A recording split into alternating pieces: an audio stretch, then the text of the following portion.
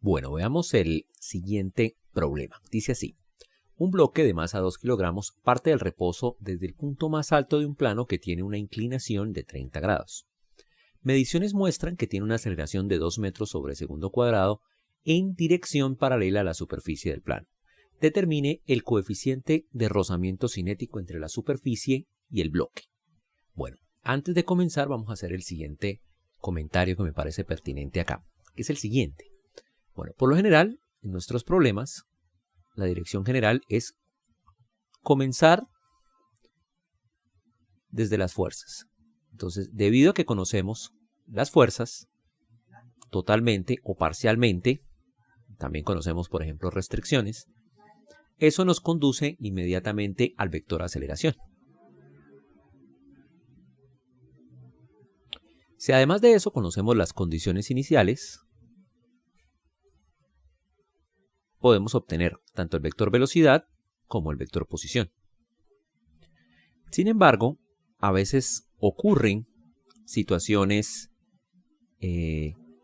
diferentes, en el cual este esquema no va en esta dirección, sino va en dirección contraria. Entonces nos dicen algo por aquí y podemos con eso calcular A, y con A podemos calcular la fuerza. Entonces, dadas algunas cantidades aquí, como tiempos o distancias, con eso nos podemos devolver y obtener las fuerzas a las que está sometido el cuerpo. Entonces, este problema es precisamente eso. Nos dicen cuál es la aceleración, es decir, este vector, nos dicen su dirección y nos dicen su magnitud, y nos preguntan sobre la fuerza. Bueno, en este caso específico nos preguntan sobre el coeficiente de rozamiento. Bueno, la cuestión es que el coeficiente de rozamiento hace parte de la fuerza de rozamiento y nos sirve para conocer la fuerza de rozamiento. Una vez conocida la fuerza de rozamiento, podemos tener acceso al coeficiente de rozamiento.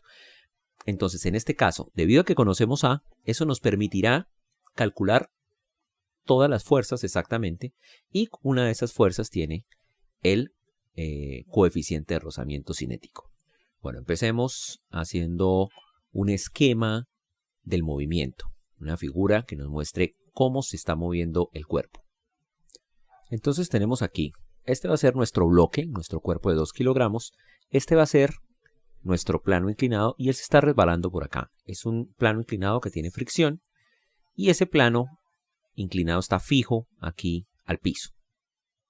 Bueno, vamos a elegir un sistema coordenado. El mejor sistema que se adapta acá es un sistema en el cual podemos poner el eje X paralelo al movimiento y colocamos el eje Y vertical. Bueno, ¿por qué? Porque nosotros sabemos que si un cuerpo parte del reposo, él va a permanecer sobre el plano inclinado. Es decir, él no va a salir volando por acá ni por acá, sino que sabemos ya de antemano que él va a hacer este recorrido en línea recta. Por eso escogemos el eje X como este de aquí. Bueno, en Y sabemos que su posición va a ser Y igual a 0. Esto implica que la suma de fuerzas en Y sea igual a 0 y surge el concepto acá de la normal. Entonces vamos a poner nuestro sistema coordenado. Entonces, como les decía, pintamos acá el eje X y pintamos acá el eje Y perpendicular a él. Ahora las fuerzas que están actuando. Tenemos entonces por un lado la fuerza gravitacional que va así en esta dirección, digamos que paralelo a esta línea. No va en la dirección del eje Y porque el eje Y lo escogimos en esta dirección. Y tenemos también la normal, ¿no? Que es la que nos va a permitir que el cuerpo se mueva en esta dirección, cancelando la componente del peso en esa dirección. Bueno, como el plano inclinado tiene fricción, entonces va a existir una fuerza que va en contra del supuesto movimiento, que es hacia acá, y cuyo valor es el coeficiente de rozamiento cinético. Esto ya se está moviendo por la normal, por la magnitud de la normal, pero su dirección es paralela al eje X y en dirección contraria al movimiento. Bueno, vamos a hablar ahora de la cinemática. Entonces tenemos nuestro vector R de nuestro cuerpo, que es XY más Y en dirección J. Como él está restringido al eje X, entonces Y inmediatamente es igual a 0. Y esto implica que la velocidad en y del cuerpo, derivando esta, ¿no?, de y de t, sea igual a 0. ¿Y esto qué implica? A su vez, que la aceleración en y es igual a la derivada de b respecto a t, también sea igual a 0. Esto hace que la suma de fuerzas en y sea igual a 0. Entonces, lo único que nos queda es determinar x. Bueno, antes de continuar, vamos a descomponer el vector peso o el vector fuerza gravitacional en componentes y j. Entonces, si alargamos acá esta línea recta, así de esta manera, pues ya hemos visto que el ángulo este teta de acá se ve reflejado aquí. Y ya podemos ver cómo son las componentes de mg en i y en j. Bueno, podemos hacer un diagrama del cuerpo en solitario. Bueno, este sería nuestro cuerpo, este sería nuestro eje X y este sería nuestro eje Y. Entonces, en esta dirección, ¿qué tenemos? Tenemos la normal.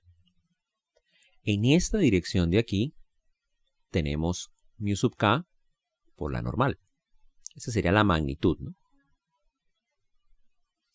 Bueno, así de esa manera. Y por acá, formando un ángulo teta con este eje Y negativo, tendríamos el peso o la fuerza gravitacional. Así de esta manera. Y la podemos dividir o la podemos escribir en función de los vectores I y J, ¿no?, en componentes. Bueno, siendo esta componente de aquí, mg coseno de teta, y siendo esta componente de aquí, mg seno de teta. Recordemos que la magnitud de este vector es mg. Bueno, en términos de fuerzas tenemos n, vamos a escribirla como n en dirección j, vamos a expandirlas en componentes. La fuerza de fricción, vamos a llamarla F sub R, va a ser igual a menos mu sub K por la normal. Y vamos a tener la fuerza gravitacional en dos componentes. Entonces tenemos una componente positiva, recordemos que este es el eje X positivo, que va a ser mg seno de teta, y eso va en dirección I. Y tenemos en dirección negativa mg coseno de teta en dirección J. Bueno, debido al análisis anterior, sabemos que la aceleración en Y es igual a 0. Eso implica que la suma de fuerzas en Y sea igual a 0. Es decir, la suma de fuerzas en Y dividido entre la masa es igual a la aceleración. Pasamos a multiplicar la masa y obtenemos esta ecuación. En Y, ¿qué tenemos? Tenemos esta fuerza y tenemos esta. Recordemos que esta, olvidé ponerlo, está en dirección I. Entonces, de acá tenemos n menos mg coseno de teta igual a 0. Y esto implica que n sea igual a mg coseno de teta. Bueno, ya conociendo la normal n, podemos conocer exactamente cómo es la fuerza de rozamiento. La fuerza de rozamiento es igual a menos mu sub k por mg coseno de teta. Bueno, recordemos que no es que f de r quede completamente especificada en este caso, porque nosotros no conocemos esto. Entonces, bueno, como les comentaba anteriormente, este es un problema inverso. Entonces aquí aparentemente vamos en la dirección de siempre, ¿no? Nos dan unas fuerzas y calculamos la aceleración. Pero la cuestión acá es que nos están dando la aceleración completamente. Es decir, la aceleración en Y es igual a 0 y la aceleración en X también nos la dan. Es simplemente 2 metros sobre segundo al cuadrado. Entonces, en este caso lo que desconocemos es la fuerza. Entonces vamos a hacer suma de fuerzas en X. Vámonos para el eje X. Entonces la suma de fuerzas en X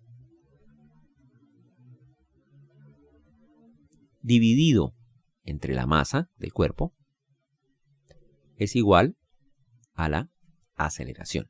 Recordemos que siempre calculábamos A dadas unas fuerzas. Ahora va a ser al contrario. Hay algunas fuerzas que no conocemos y la queremos despejar. Bueno, en el problema nos dan la masa, en el problema nos dan el ángulo y en el problema nos dan la aceleración. Entonces vamos a seguir trabajando con las letras, digamos, conociendo qué es lo que sabemos, ¿no?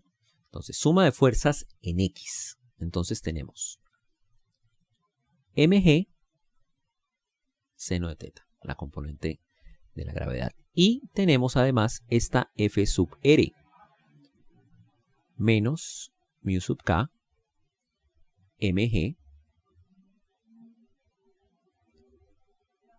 coseno de teta, y eso es igual a A. Entonces, de esta ecuación conocemos A y no conocemos mu sub K. Entonces la idea es simplemente despejarlo. Antes de eso, bueno, dividir entre m, obviamente. Y aquí ya vemos una cancelación, no necesitamos este dato, ¿no? Bueno, el problema no lo dice, pero vamos a suponer acá que g vale 10 metros sobre segundo al cuadrado, ¿no?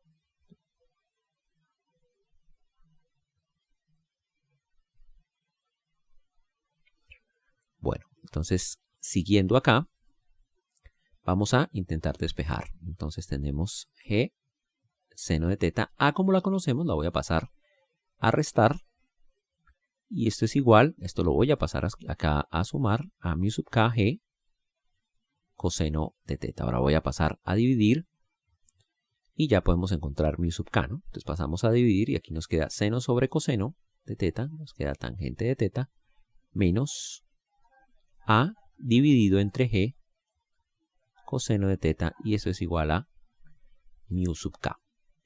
Entonces, si reemplazamos teta por 30, g por 10, a por 2, y aquí teta por 30, entonces obtenemos aproximadamente 0.37. Recordemos que este coeficiente no tiene unidades. Entonces, recapitulando, tenemos un problema en el cual nos dan la aceleración, o sea, nos dan el vector aceleración completamente especificado, y hay algo que le falta a una de las fuerzas que sabemos que están interactuando acá. Entonces, con ese dato de la aceleración, podemos devolvernos y calcular la fuerza.